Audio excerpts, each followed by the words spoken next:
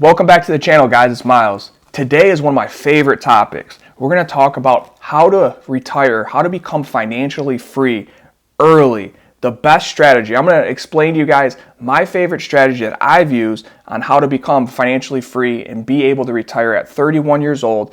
I mean, honestly, who wants to work all the way until they're 65, then retire, and maybe have a little bit of time left to do what you want to do?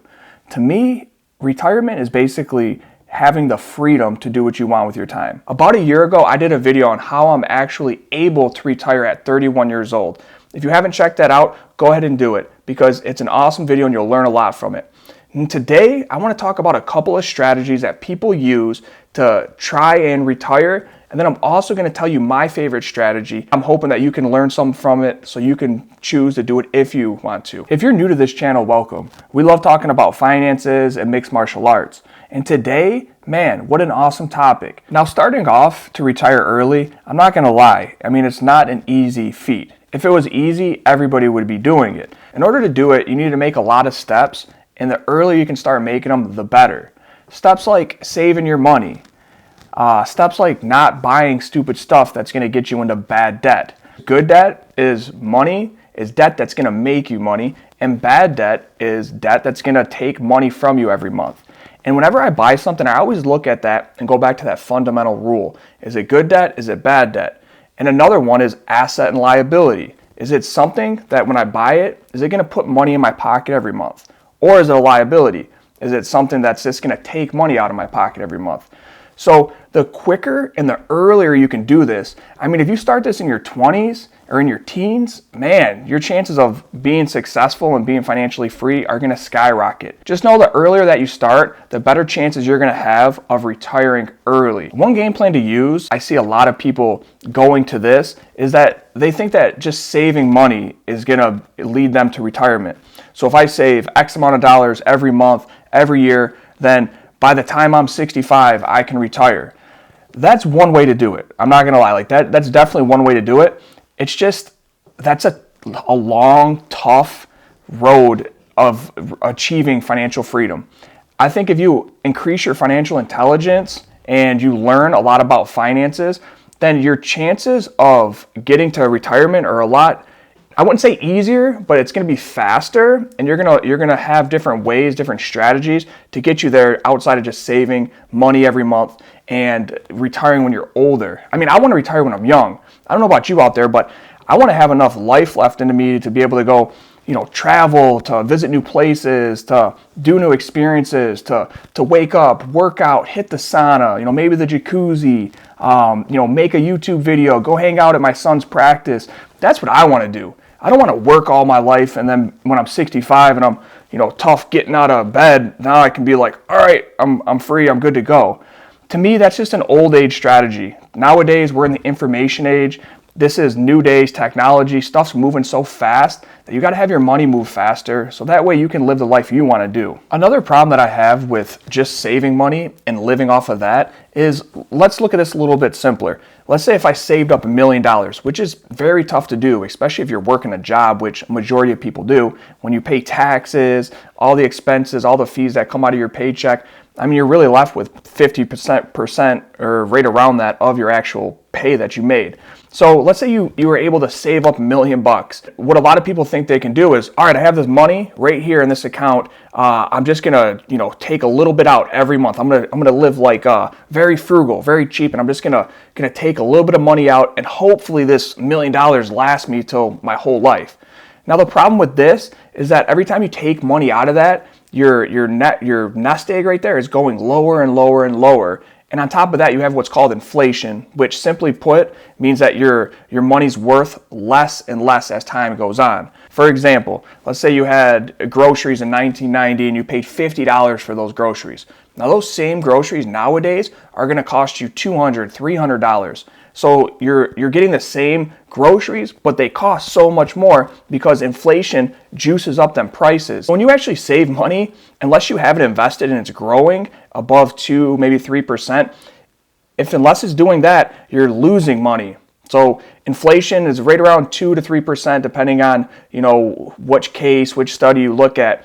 So By saving your money, just keeping it in an account and trying to live off of that, not only are you going to live in fear because each month your account goes lower and lower, but also you're doing yourself a disadvantage because that money is worth less and less as time goes on. Guys, don't forget to smash that thumbs up button. It really helps out the channel, and subscribe. It'd be awesome if you did that. And if anybody out there is interested in any personal one-on-one coaching calls, make sure to hit that link in the description below. We can go over anything from investing all the way to mixed martial arts, training, personal fitness, whatever you guys need. Check that link below. Now let's get into my favorite strategy for investing so you can retire young and retire early. Now to me, man, if you take away anything from this video, this next step that I'm about to tell you, this is the bee's knees, man. This is the holy grail of investing. Don't let anybody tell you any different. Like, this is it. Now, what you want to do is you want to figure out what your monthly expenses are. That's where you start. And I know it's boring. I know it can be time consuming. I know it can even be a little scary looking at your checking account and seeing how much money goes to rent, how much money goes to your electric bill, your phone bill, your insurance, you're going out to eat money, your $6 Starbucks coffee.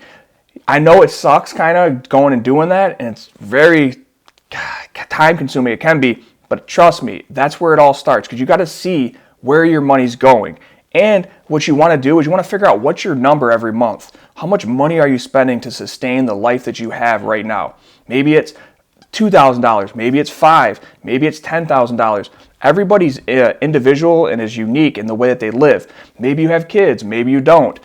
Maybe you work 3 jobs. Maybe you're going to school. So figure out what your monthly expenses are. And the best part about this is it doesn't cost you anything. You can go online, a lot of bank apps. You can see what you're doing, where your money's going. If you have a credit card, you obviously look at your bills, your statements every month, and figure out how much money you are spending to sustain your life. And make sure to be realistic when you're doing this. I see a lot of people, and myself included, it's really easy to be like, all right, I'm $400 on eating out this month.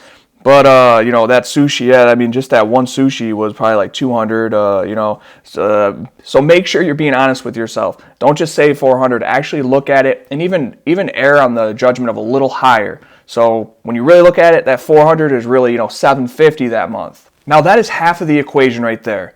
That's going to tell you what your investing game plan is going to be. So let's say you have $5,000 a month in bills, in expenses. Now your target is to go out and figure out how to buy enough assets. Remember, something that puts money in your pocket that's going to produce $5,000 a month minimum. Now, it doesn't have to be one asset, and when I say asset, guys, it can be anything from dividend-paying stocks. It can be a business that you're making money, something like maybe even YouTube. Another form of passive income is like royalties from, let's say you sell a book, you make a song. It's Christmas time, and what's that Mariah Carey song that's always on the radio, and everybody brings up how many millions of dollars she gets paid in royalties over the time frame of just this song. And on top of that, you have stuff like real estate, which is my personal favorite. I love real estate. We talk about it a lot here. My strategy, I buy rental properties and I rent them out, and after paying all my monthly bills, I have what's left over. It's called cash flow. And this is anywhere from $100 to $500 to $800, depending on whichever property it is.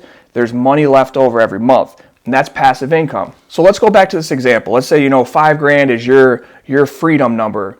Now, if that's your freedom number, let's say you want to go into real estate, right? I love real estate, and let's say you're like, hey, I can buy this property right here, and it's gonna, cash flow me, let's just say $500. Now, that is $500 towards your goal. Now, it's not going to be overnight, right? When I started investing in 2012, man, I bought my first property, and I didn't buy another one till, a year later. And then it was, another year later, I bought my third. So it's a long-term approach to starting to buy these assets. Don't let anybody tell you it's just overnight, right? Maybe you can do it overnight if you come into a huge windfall of money. But for most working people, most people that are building from the ground up, it's a step-by-step process. Now, let's say you buy this property, it puts $500 in your pocket, in cash flow, passive income, and then let's say you start a YouTube channel and you get that going. After you put in that work in the first year or two, let's say your YouTube channel is making you $1,500 a month. And then let's say you go and write a little bit of a book, and then that's bringing in a couple $100. And then you've been working and you saved up enough money to buy another rental property. Now that's another $500 a month in cash flow. Now you continue doing this until you get to that $5,000 a month of cash flow, passive income coming in. And once you do that, you're free. That's the best part, because guess what? If you were to lose your job, your assets, that cash flow is going to pay for your lifestyle. Let's say if you stop going to work and you want to go travel, man, that cash flow is going to continue producing every month when you do it right, and it's going to pay for your lifestyle. And this is the best way to retire young and retire free, man.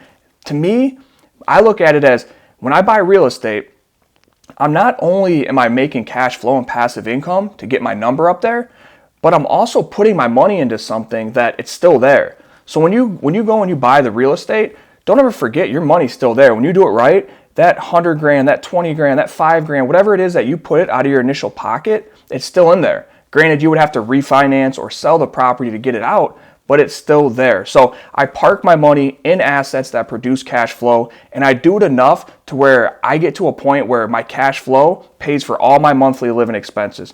So when I first started as a fighter in 2012, I got one property, two, and it started snowballing, more and more money coming in every month. And eventually I was able to get my cash flow above my living expenses. And that right there, man, was beautiful, because I didn't have to work anymore. I chose to work, and that's the best feeling in the world to have. I personally use this strategy, and I still am today. I began doing it when I was 22 years old. When I first started making money fighting in the UFC, I was just saving all this money, and I was living below my means. And this is the exact same strategy that I started in when I was 22. And fast forward now, I'm 32. I'm 10 years into this. I'm a decade into the game, and it's still holding strong. I'm continually getting wealthier and wealthier, and I'm being able to spend more and more time doing what I want to do. Make sure, if you stuck around all the way to this video, just hit that thumbs up button and to subscribe.